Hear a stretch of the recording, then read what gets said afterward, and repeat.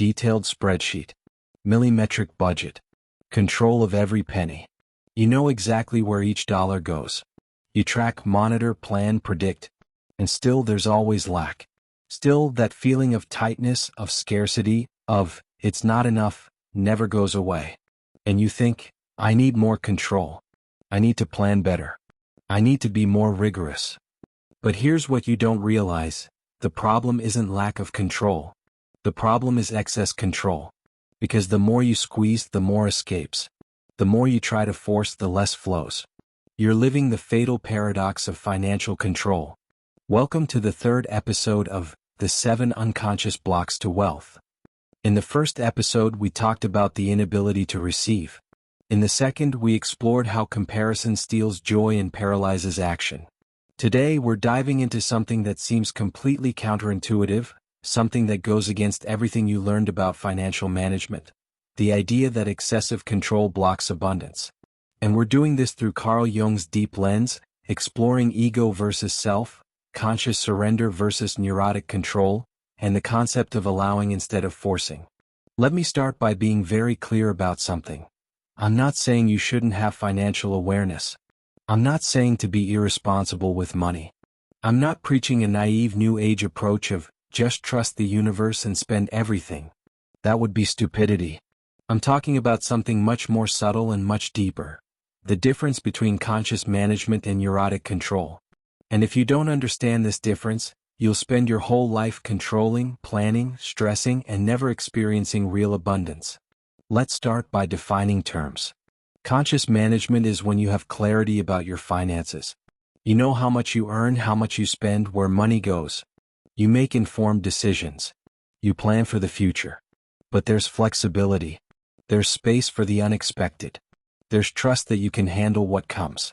It's conscious without being rigid. It's attentive without being anxious. Neurotic control, on the other hand, is when you need to know and control every detail because you're afraid of what would happen if you didn't control. It's when you plan obsessively because you don't trust things will work out. It's when you squeeze the budget so tight there's no room to breathe. It's when every unplanned dollar generates anxiety. It's when you live in constant scarcity mode, even having money because it's never safe enough. It's when control becomes compulsion. And here's what Jung teaches us about this. Neurotic control doesn't come from wisdom. It comes from fear. It comes from inflated ego trying to control everything because it doesn't trust the self, doesn't trust life, doesn't trust the natural flow of things. The ego wants certainty, wants predictability, wants guarantees. But life doesn't offer guarantees. Life is flow.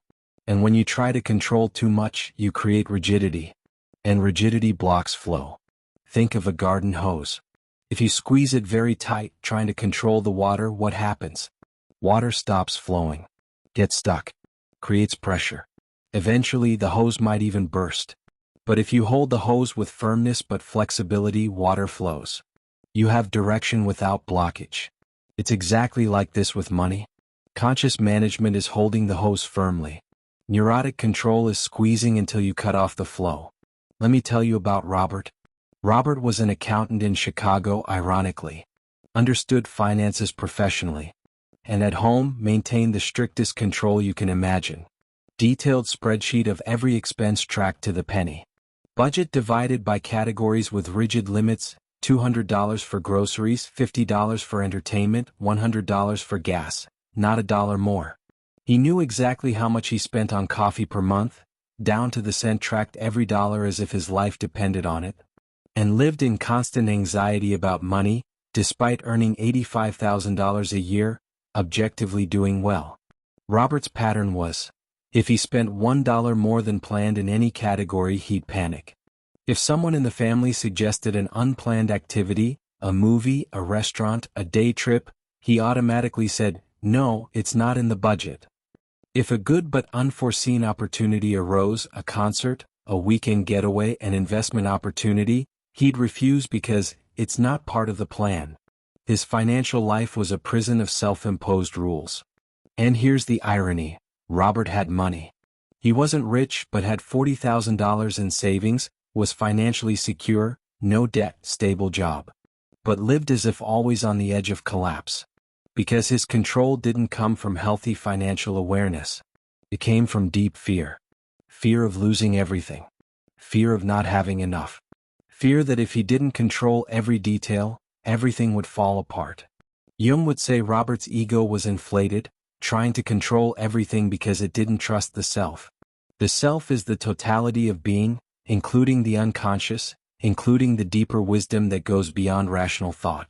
But Robert only trusted the ego, conscious thought, rational planning. And the ego alone, without connection to the self, creates anxiety. Because the ego knows it can't really control everything but tries anyway.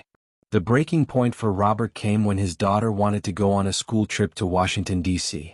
It was a beautiful educational opportunity, $400, but wasn't in the family annual budget he'd created in January. Robert said no automatically.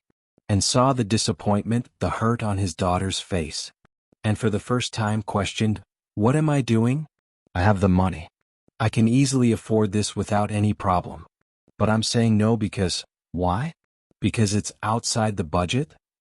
It was the beginning of a painful but necessary journey of understanding the difference between management and control. Robert realized his obsessive control wasn't protecting him or his family. It was imprisoning them. It was preventing them from living, from experiencing, from enjoying the money they had. It was creating artificial scarcity in the midst of real sufficiency. But the most important aspect of neurotic control we need to understand is this: control blocks synchronicity. Jung talked a lot about synchronicity, meaningfully connected events without obvious causal relationship. Opportunities that appear out of nowhere. Right people at the right time. Situations that align in ways impossible to predict or plan. But synchronicity requires openness, requires flexibility, requires space for the unexpected.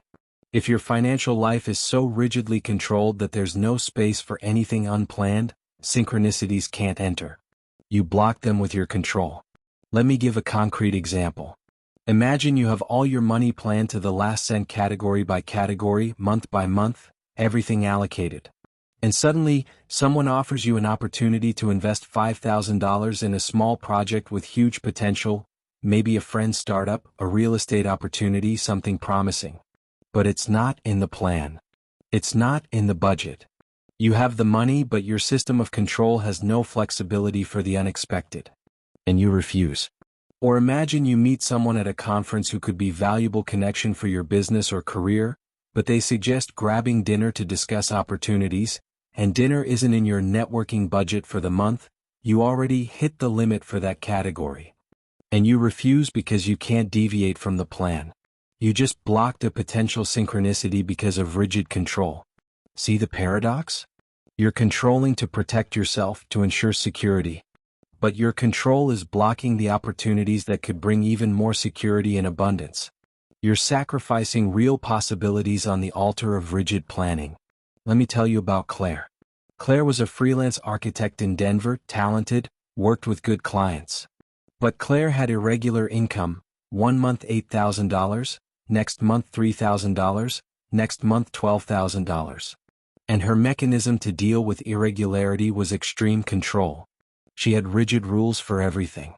Only accepted projects that paid exactly her minimum rate or higher, wouldn't consider anything below $150 per hour. Only spent on pre-approved categories with strict monthly limits. Kept a 6-month emergency fund but never touched it, even for good opportunities, because it was sacred emergency money. And then an opportunity arose. A client offered a big project, but it had a different element. Part of payment would be an equity ownership stake in the commercial building being designed. The project itself paid $120 per hour, below Claire's minimum. But the equity could be worth much more long-term if the building succeeded. It was a genuine opportunity, potentially transformative. Claire spent weeks in paralysis. Her ego wanted control, wanted predictability, wanted to know exactly how much she'd earn and when. But something deeper, what Jung would call the self, whispered that this was special. Eventually fear won. Claire refused the project because it doesn't fit established parameters. Below her hourly rate. Equity too uncertain. Can't control the outcome. Doesn't fit the system. 6 months later, that building project became extremely successful. Featured in architecture magazines, won awards, property values skyrocketed. If Claire had accepted, her equity stake would be worth over $200,000. But she had blocked the synchronicity with rigid control.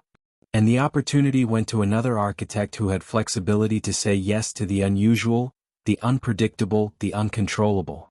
The painful insight for Claire was realizing her control wasn't protecting her. It was limiting her. It was creating a self-imposed glass ceiling on her prosperity, because she only allowed into her life what fit within her rigid rules. And the biggest opportunities rarely come in predictable and controllable formats. Now let's talk about the energetic psychology of control versus allowing. When you're in excessive control mode, you're operating from scarcity energy. The subliminal message you send to the universe, to reality, to the field of possibilities is, there's not enough. I need to grip and control because if I don't, I'll lose. It's energy of fear, contraction, closing. But when you operate from conscious management with flexibility, when you allow flow while maintaining direction, you're operating from abundance energy. The message is, there's enough. I can plan without rigidity. I can have direction without forcing. I trust one can handle what comes. It's energy of trust, expansion, opening. And here's the energetic physics Jung intuited but perhaps didn't articulate exactly this way. Energy attracts similar energy. Scarcity attracts scarcity. Abundance attracts abundance. When you live in constant fear and control mode, you're vibrating at scarcity frequency. And you attract situations, opportunities, people that resonate with this frequency. Let me tell you about Andrew. Andrew was a business owner in Phoenix, ran a successful consulting company making around $500,000 annually. But Andrew was an obsessive micromanager, controlled every aspect of business, didn't delegate anything important because nobody does as well as me, obsessively checked every number, every client interaction, every employee decision, every expense. Had to approve everything, even office supplies purchases required his sign-off. Lived in constant anxiety about the business. And the paradox, the more Andrew controlled, the more problems appeared. Employees were paralyzed, waiting for his approval for every small decision, couldn't take initiative. Opportunities passed because he was too busy micromanaging details to see bigger picture, couldn't pursue new client because too busy checking if someone ordered the right pens. Business grew slowly, plateaued because Andrew was the bottleneck of everything. He was the lid on the pot, limiting how high the business could rise. One day Andrew had a collapse. Complete burnout. Panic attacks. Doctor said he was headed for heart attack if didn't change. Was forced to step away from business for 3 months, genuine medical necessity, no choice. And had to, with terror, let his management team handle things without constant oversight. Andrew was terrified. Was certain everything would fall apart without his control. Couldn't sleep for weeks worrying that employees would make mistakes, clients would leave, money would be lost, business would collapse. But the opposite happened. Without Andrew's micromanagement bottleneck, decisions were made faster. Employees, finally empowered to actually do their jobs, flourished, turned out they were competent, they just hadn't been allowed to show it. New client opportunities were seized quickly without waiting for Andrew's lengthy approval process. In 3 months without Andrew controlling everything, business grew more than it had grown the entire previous year. Revenue up 40%. Andrew returned to a transformed business. And had to confront a brutal truth. His obsessive control wasn't protecting the business. It was suffocating it. His micromanagement wasn't ensuring quality. It was creating dependence, paralysis, and limitation. He thought he was indispensable. But actually, he was being the biggest obstacle to growth. His need to control everything was the very thing preventing success. Jung would say Andrew was unilaterally identified with ego. Believed only his conscious control, only his rational oversight, only his specific decisions could ensure success. But there was wisdom in the collective, in employees, in natural business flow, in allowing competent people to do their work, that Andrew blocked with his controlling grip. Andrew's transformation was learning to trust. Not blind, irresponsible trust, but conscious trust. Trust in competence of people he'd hired them for a reason, they were capable. Trust that well-structured systems and processes work without needing to monitor every detail. Trust that he could set direction and vision without needing to control execution of everything. And when Andrew let go of neurotic control and learned to trust while maintaining strategic oversight, something magical happened. He had more time to think big picture, to strategize, to see opportunities he'd been too busy to notice. More energy because not carrying burden of every tiny decision. More space for creativity and innovation.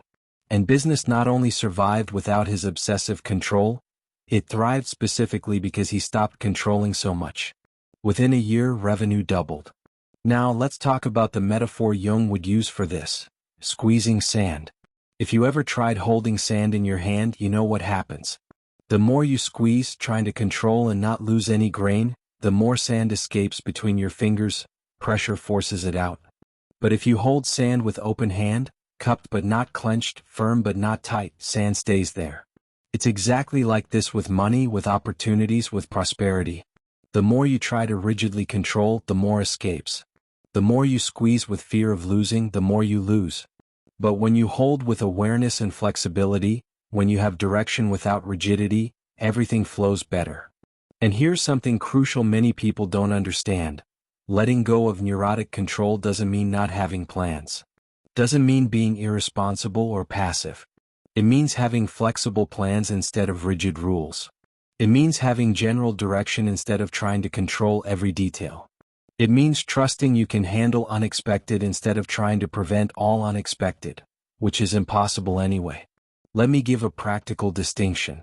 Rigid planning says, I'll save exactly $1,000 per month, always, no matter what happens, and if anything interrupts this, I've failed. Flexible planning says, my goal is to save around $1,000 per month on average. Some months will be more, some will be less depending on what happens, but general direction is to save consistently and build wealth over time. See the difference? One creates anxiety and guaranteed failure because life is unpredictable. There will always be months when you can't save exactly $1,000, and if your system is rigid, you'll feel like failure. The other creates direction without rigidity, allowing natural flow of life while maintaining clear intention. One is neurotic control. The other is conscious management. Let me tell you about Patricia. Patricia was a freelance graphic designer in Portland, made decent money but had very irregular income. And Patricia had the most rigid financial control you can imagine. Calculated exactly how many clients she needed per month to cover expenses, had to be minimum 8 clients at $2,000 each, period. Only accepted work that paid exactly her rate, wouldn't negotiate, wouldn't do trade, wouldn't consider alternative arrangements. Maintained everything predictable and controlled as much as possible in unpredictable freelance world. And then pandemic hit. World turned upside down. Clients canceled projects. New work dried up. Some clients could only afford half her usual rate. Some wanted to pay in installments instead of upfront. And Patricia's rigid control system collapsed completely because there was zero flexibility to deal with massively unexpected situation. Patricia had an anxious breakdown. Because her sense of security was entirely tied to control, to maintaining her exact client number, her exact rate, her exact system.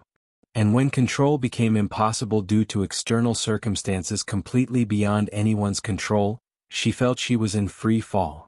Took months of therapy for her to understand. Problem wasn't loss of control.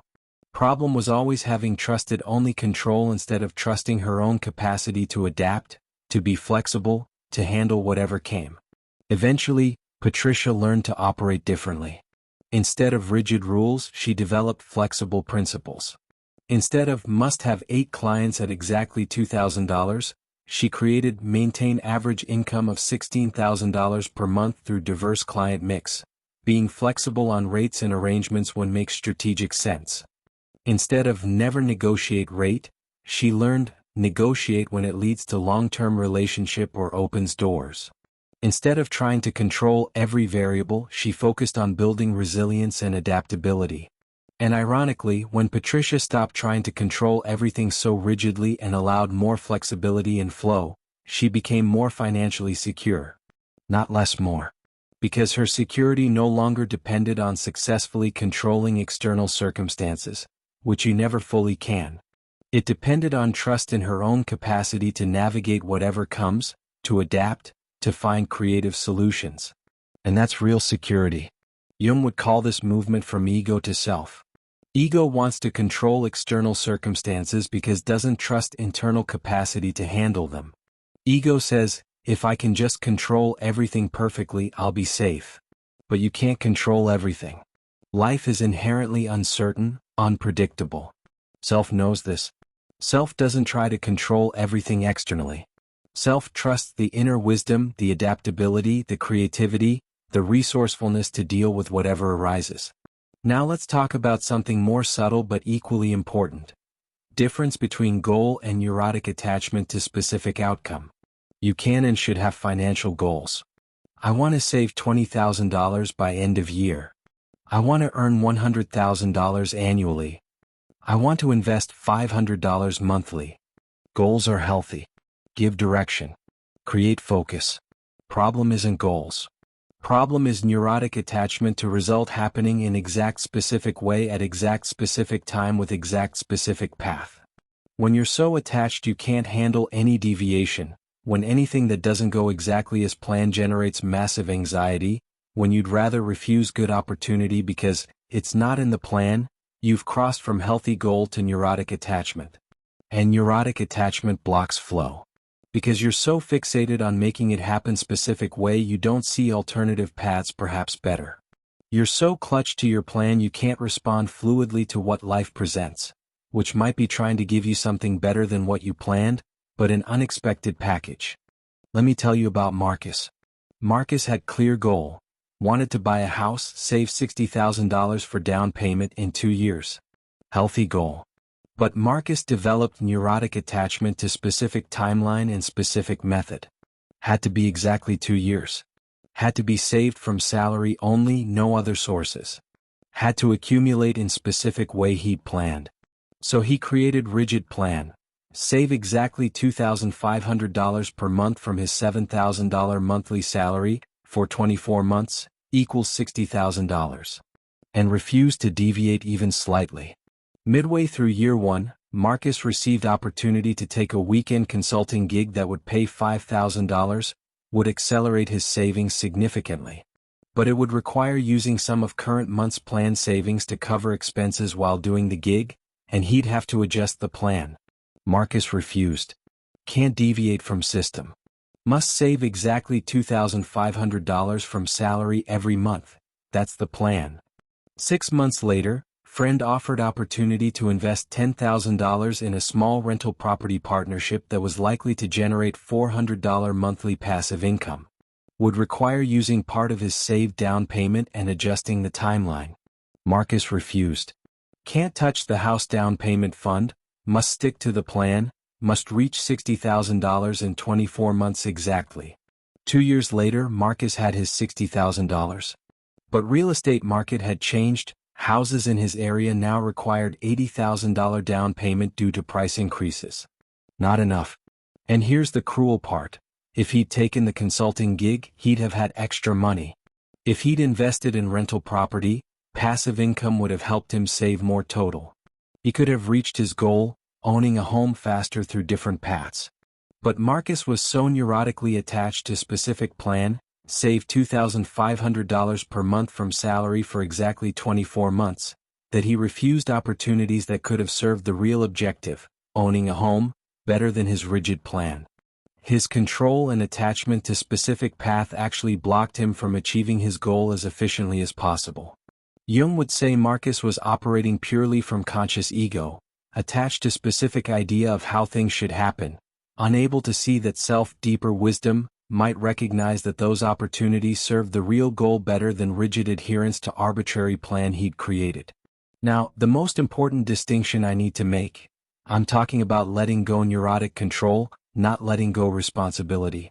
I'm talking about trusting while acting, not passive trust that does nothing. I'm talking about allowing flow while maintaining direction, not leaving everything to chance with no involvement. There's a wisdom saying that captures this perfectly: plan as if everything depends on you. Act as if everything depends on you. But surrender the outcome as if everything depends on the universe/God/life. You do your complete part. You plan thoughtfully, you act decisively, you work hard.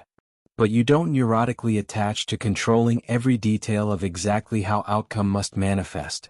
It's like planting a garden. You prepare soil carefully. You plant seeds with attention. You water regularly. You remove weeds. You do your complete part as gardener. But you can't control every aspect of growth. You can't force plants to grow faster by pulling on them. You can't control the weather, the sun, the rain. You can't micromanage every detail of natural process. You do what you can and then allow nature to do its part. That's the balance.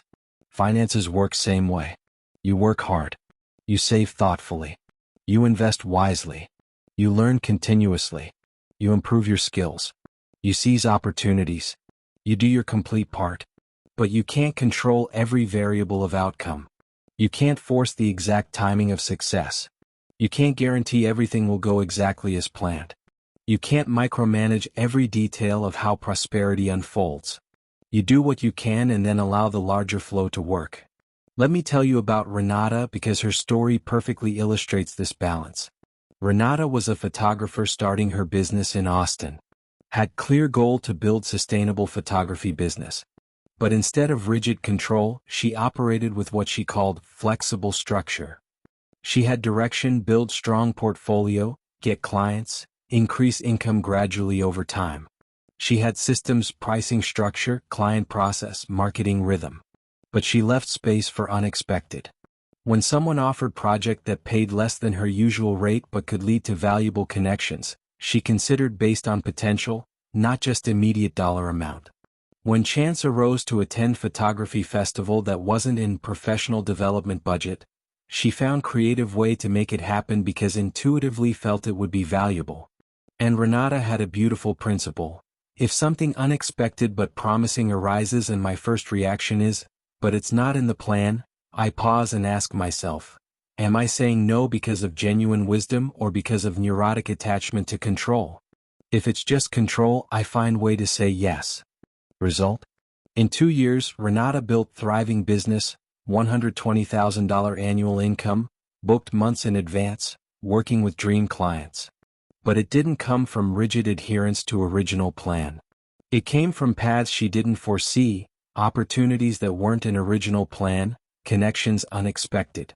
Key networking contact came from that festival that wasn't in budget.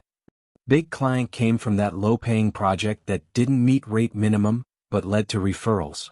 If she had operated from rigid control, refusing everything that deviated from plan, she would have missed the opportunities that made the real difference. Her success came from having clear direction while maintaining flexibility to respond to what life presented. Jung would say Renata was operating from self, not just ego. Ego would have clung to specific plan rigidly. Self had wisdom to recognize value in unexpected opportunities and flexibility to adapt while maintaining overall direction and intention. And here's the deeper truth. Universe, life, reality often brings what you want but not in the form you planned. If you're so rigidly controlled that you only accept exact result in exact way at exact time, you'll refuse gifts that come in unexpected packages. Your rational ego mind creates specific plan of how prosperity should manifest. But self, life, the deeper flow might have better route, different but better. Your soul, your authentic self, knows what you really need. But path there is rarely straight predictable line you can perfectly control. It's more like a river, has general direction toward ocean, but flows around obstacles, changes course when needed, takes unexpected turns, but eventually always reaches the sea. That's natural flow. Control tries to make river go in straight line, which creates resistance, blockage, and often prevents river from reaching destination. Now, before we close, I want to give you practical methods to move from neurotic control to conscious management. First practice. Identify where your control is really fear disguised. Every time you catch yourself rigidly adhering to plan or rule, ask, if I let go of this rigid control, what am I afraid would happen? The answer reveals fear underneath. Maybe you're afraid of losing everything. Maybe afraid of looking irresponsible. Maybe afraid of chaos. Name the fear. because you can't address what you don't acknowledge. Second practice. Experiment with small flexibility first. If you have super rigid budget, choose one category to experiment with more flexibility. Maybe entertainment can have range of $50 to $150 instead of exactly $100. If you plan everything to last detail, leave one aspect of next month deliberately unplanned and see what happens. Start small to train the muscle of trusting while maintaining responsibility. Third practice. Distinguish between goal and attachment. Write your financial goals clearly. But then underneath each one write, I'm open to this manifesting in unexpected ways. I'm open to timing being different than I planned. I'm open to opportunities that serve this goal coming from directions I didn't foresee. This maintains direction while releasing neurotic attachment to specific how. Fourth practice.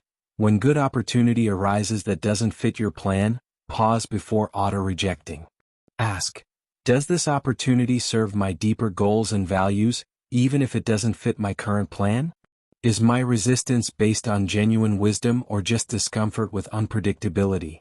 Often you'll realize you're refusing good things simply because they don't fit the rigid system, not because they're actually bad. If this video is resonating, if you recognize yourself in pattern of excessive control, I need you to do something. First, leave your like because this helps more people find this liberating message, genuinely helps. Algorithm works that way. Second, in comments, answer honestly, where are you controlling too much and blocking flow? Financially? Professionally? Life generally? Naming is first step to changing. And third, subscribe if you haven't because this is third episode of The 7 Unconscious Blocks to Wealth. We've talked about inability to receive, about comparison, and today about control. Next week, episode 4, perhaps the most fundamental block of all, why you don't get rich. Because you still see yourself as poor. The identity thermostat that sabotages every increase in income. But until then, practice. Practice letting go a little. Practice trusting while still acting responsibly. Practice allowing flow while maintaining direction. Practice distinguishing between wise management and neurotic control. Practice noticing where fear is driving your decisions disguised as prudent control. Because here's truth Jung spent life teaching. Ego alone, isolated, trying to control everything, lives in perpetual anxiety and never achieves real peace or prosperity. But when you balance ego with self, when you balance conscious planning with deep trust, when you maintain direction without rigidity, something opens. Life flows better. Opportunities appear. Synchronicities happen. And prosperity, real, sustainable, joyful prosperity becomes possible. You'll never have real abundance if you keep trying to control everything. Not because control itself is bad, conscious management is good. But because excessive neurotic control blocks natural flow that brings best opportunities. Blocks flexibility necessary to seize the unexpected. Blocks the trust that allows you to rest instead of living in perpetual anxiety. The more you control money from place of fear, the less it comes unless you enjoy what you have. But when you manage consciously from place of trust, when you direct without forcing, when you plan with flexibility, everything changes. Anxiety decreases. Opportunities appear.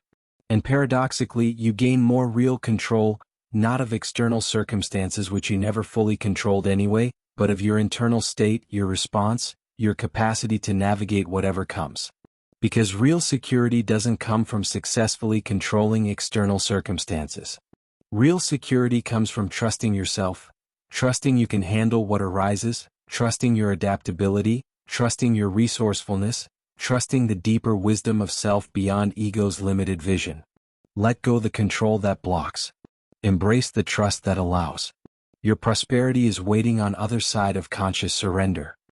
If this resonated with you, subscribe to the Shadow Dialogue and hit that like button. Your transformation starts with one click. See you in the next video.